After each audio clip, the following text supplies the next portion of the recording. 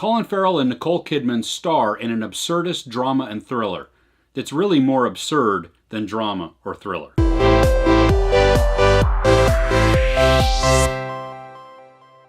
In The Killing of a Sacred Deer, Colin Farrell plays a surgeon, and he is forced to make a life-altering choice when his relationship with this young boy turns treacherous. He's brought this kid under his wing as kind of a mentor, or, well, we don't really know why he has, but he has, and it just begins to go downhill from there. Now, I really liked the acting in The Killing of a Sacred Deer.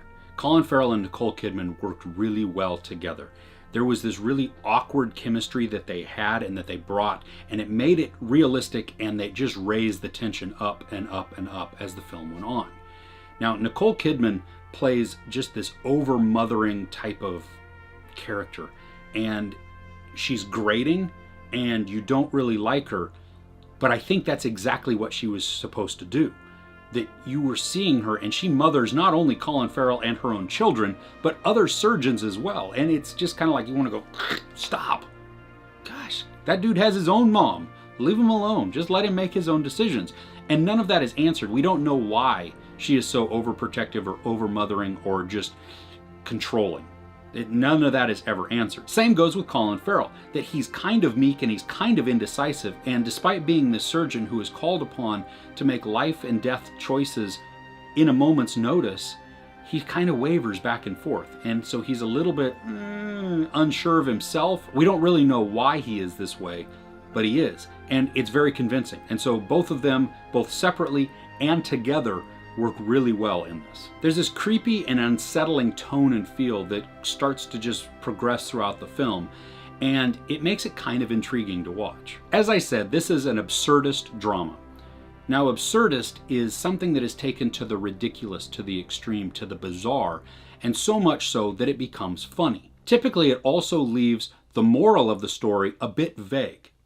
Now, let me be clear on this. The Killing of a Sacred Deer is not funny. There is so much in the film that is unbelievable, from the decisions that the characters make to the interactions, that it really became more frustrating than anything to watch. They're supposedly brilliant people, and yet they don't ask some of the simplest questions. As things unravel, it's just natural that they would ask certain questions, and they don't.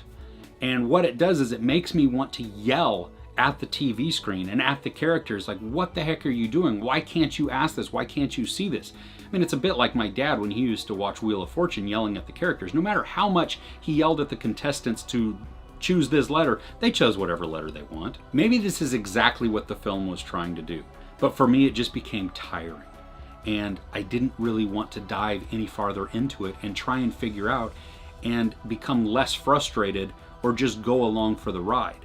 Because when I see people acting this way to such a degree, and just them making poor choices after poor choices, or not even questioning what's happening to them, they just kind of accept it, and then they make decisions that nobody would really make.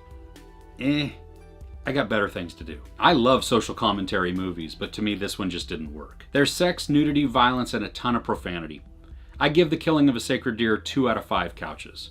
Have you seen it? I'd love to hear your thoughts below in the comments. If you enjoyed this review, don't forget to hit the like button. Also, subscribe. I'm Chris. This is Movies and Munchies. Thanks for couching with me.